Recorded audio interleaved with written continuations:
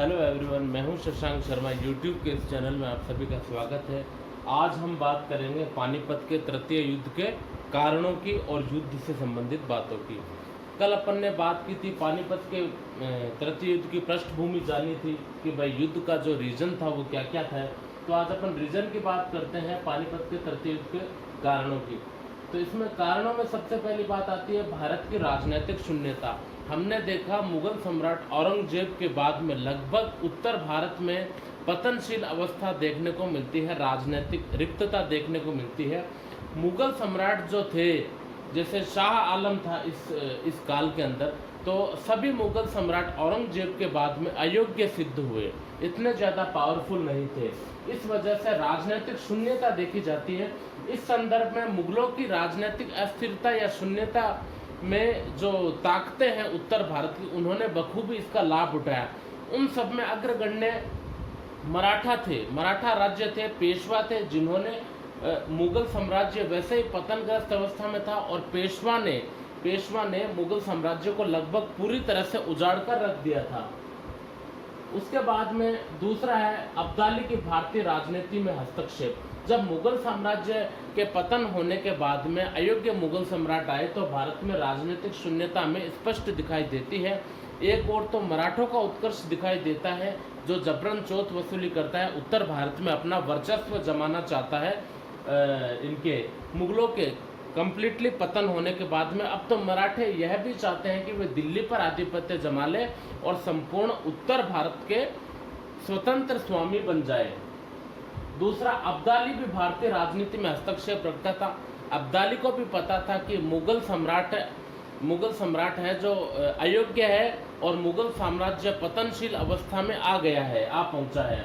इसीलिए अब्दाली भी क्या है कि पूर्व में 1739 में नादिर शाह के आक्रमण होने के कारण दिल्ली को, उस क्षेत्र को अपनी पैतृक संपत्ति मानता था। इसीलिए अब अहमद शाह अब्दाली भी भारतीय राजनीति में इंटरेस्ट रखता था। अहमद शाह अब्दाली में रूहेला सरदार नजीबुद्दौला और ये अवध के नवाब शुजाउद्दौला में दोनों में क्या है कि जो शत्रुता थे वह मित्रता को बदल दिया और दोनों ही जो पक्ष को क्या है कि अपनी ओर मिला लिया। अहमद शाह अब्दाली ने उत्तर भारत की मुस्लिम शक्तियों को अपने अधीन कर लिया था। ठीक है, तो अहमद शाह अब्दाली ने लगभग क्या है कि अपने पंजाब को तो उसने अपने आधिपत्य में जमा लिया था। अहमद शाह अब्दाली ने अपने पुत्र तैमूर शाह को पंजाब का सूबेदार बनाया था। ठीक है, तीसरी बात आती है मराठों की साम्राज्यवादी नीति। मराठा खुद क्या है कि इंपेरियलिज्म में विश्वास रखते थे।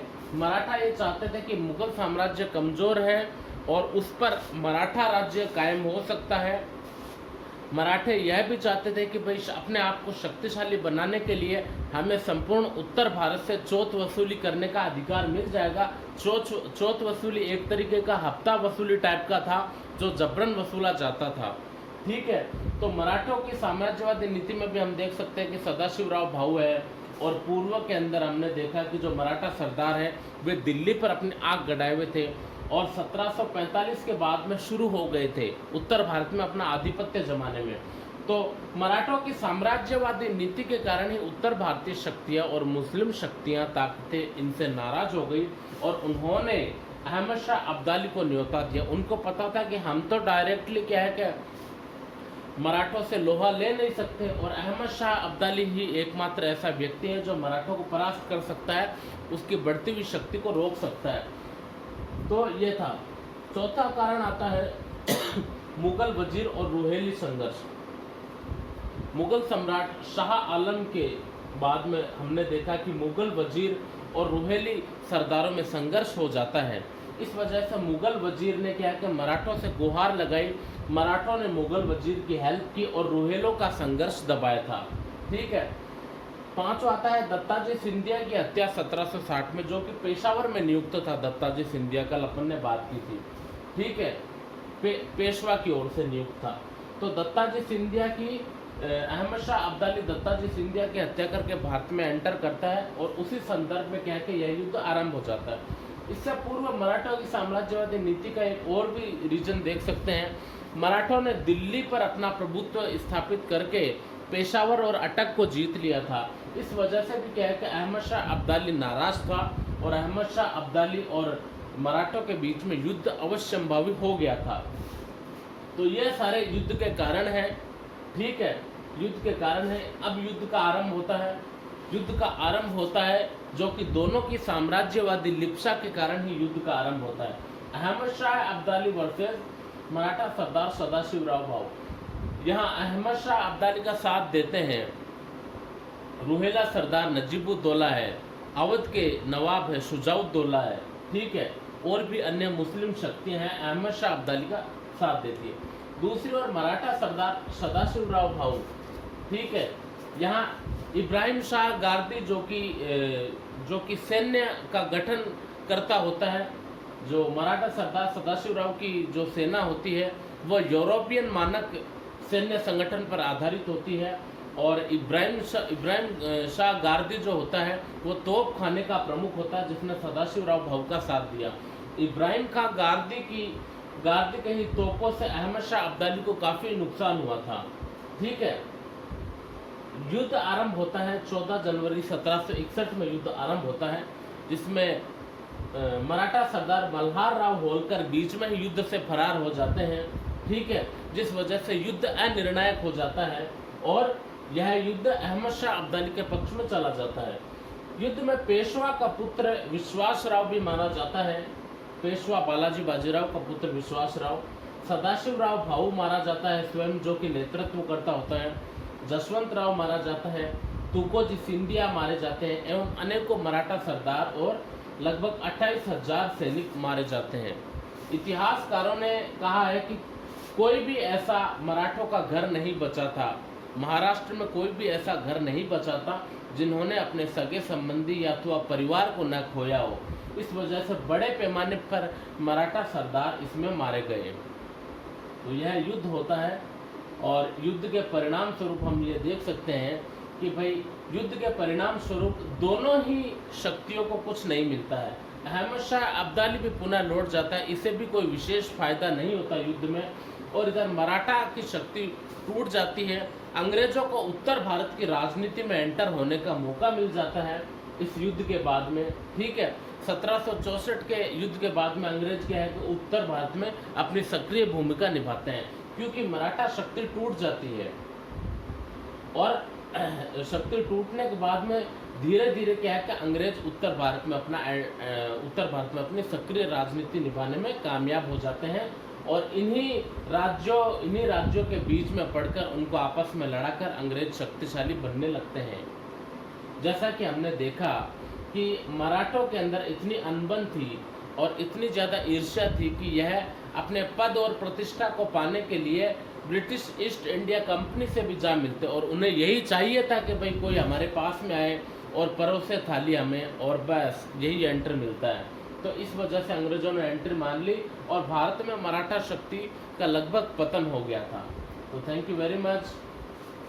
अगर आपको पसंद आए तो प्लीज़ लाइक करना, शेयर करना, सब्सक्राइब करना।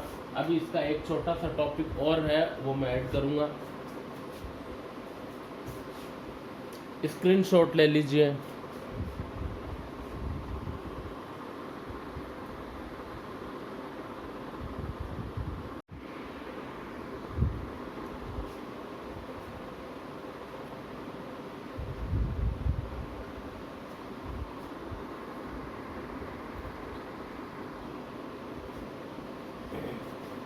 बात करते हैं अगले संदर्भ में पानीपत के तृतीय युद्ध के बाद में क्या होता है।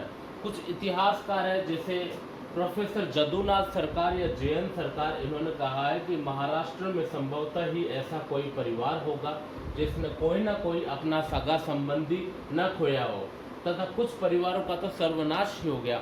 बड़े पैमाने पर मराठा सैनिकों ने इसमें हिस्सा लिया, मराठा परिवारों ने हिस्सा लिया। बड़े पैमाने पर लगभग 45,000 के लगभग लोग मारे गए, जिस वजह से जन धन की अपार हानि देखने को मिलती है। दूसरा काशीराज पंडित है। काशीराज पंडित ने कहा पानीपत का तृतीय युद्ध मराठों के लिए प्रलयकारी सिद्ध रहा, प्रलयकारी सिद्ध हुआ। युद्ध के परिणाम की बात करते हैं, ठीक है। अपार जनशक्ति का विनाश हुआ। युद्ध में बहुसंख्यक मराठा सरदार थे जिसमें से लगभग क्या है कि मारे गए लगभग 90% मराठा सैनिक मारे गए, उसमें से 10% सैनिक ही बचे थे। ठीक है, खाद्य आपूर्ति की भी कमी हो गई थी और जन धन की अपार हानि हुई, जिससे मराठा शक्ति लगभग टूट गई। नंबर 2 कारण आता है पेशवा के प्रभाव का अंत। हमने देखा कि भाई औरंगजेब के काल में पेशवा का सर्वाधिक प्रभाव देखने को मिलता है। ठीक है, पेशवा के प्रभाव हमें स्टार्टिंग देखने को मिलती है।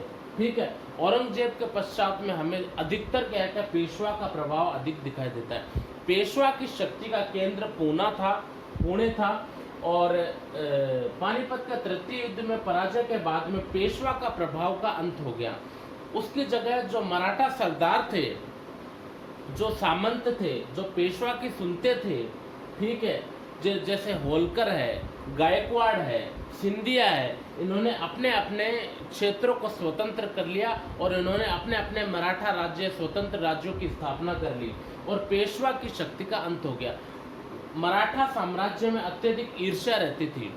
ठीक है, पेशवा के संदर्भ में अत्यधिक ईर्ष्या रहती थी। ये जो होलकर है, गायकवाड़ है, सिंधिया है, भोंसले है, आपस में ईर्ष्या करते थे और ईर्ष्या करने के कारण ये लोग अंग्रेजों से भी जा मिलते थे अपने पद प्रतिष्ठा के कारण। इसीलिए कंपनी को भी उत्तर भारत में आने का न्योता मिल गया। नंबर 3, उत्तर भारत में मराठा प्रभाव की समाप्ति। पहले हमने देखा किस प्रकार मराठा सरदार उत्तर भारत में परेशान करते थे, चौथ वसूली के लिए स्पेशली राजस्थान को परेशान करते थे। राजस्थान की सभी शक्तियां हैं या फिर अवध के नवाब है, रोहिला सरदार है, सभी परेशान थे मराठों से इनकी चौथ वसूली के कारण। मराठे ब्लैकमेल भी करते थे और चौथ वसूली भी जबरन करते थे। इस वजह से उत्तर भारत में अब इस युद्ध के समाप्ति के बाद में मराठा प्रभाव की समाप्ति हो गई। चौथा, कंपनी का उत्तर भारत में सक्रिय प्रवेश। ब्रिटिश ईस्ट इंडिया कंपनी का हमें सक्रिय भूमिका दिखाई देती है उत्तर भारतीय राज्य में। जैसे सक्रिय भूमिका की अपन बात करते हैं कि जब मराठा साम्राज्य टूटा और ये जो सामंत शक्तियाँ हैं जैसे गायकवाड़ है, भोंसले हैं, ये जितने भी मराठा परिवार हैं, तो ये लोग क्या है कि अपनी ईर्ष्या और द्वेष भावनाओं से अंग्रेजों से जा मिलते थे। अंग्रेजों को यही चाहिए था, उन्होंने उत्तर भारत में अपना पॉलिटिकली दिखाना शुरू कर दिया, राजनीतिक विस्तार करना शुरू कर दिया, जिस वजह से क्या है कि मराठा साम्राज्य टूटने लगा और पतनग्रस्त अवस्था में आ गया। मुगल साम्राज्य का पतन हो चुका था, अयोग्य मुगल सम्राट थे, इसी वजह से भी अंग्रेजों को उत्तर भारत में आने का न्योता भी मिल गया था, जिस वजह से उत्तर भारत की अस्थिर राजनीति में ब्रिटिश ईस्ट इंडिया कंपनी ने अपना ध्वज, अपना परचम लहरा लिया इजीली। तो थैंक यू वेरी मच। अगर आपको यह पसंद आए तो प्लीज़ लाइक करना, शेयर करना, सब्सक्राइब करना। आपका एक टॉपिक हो गया है पानीपत का तृतीय युद्ध।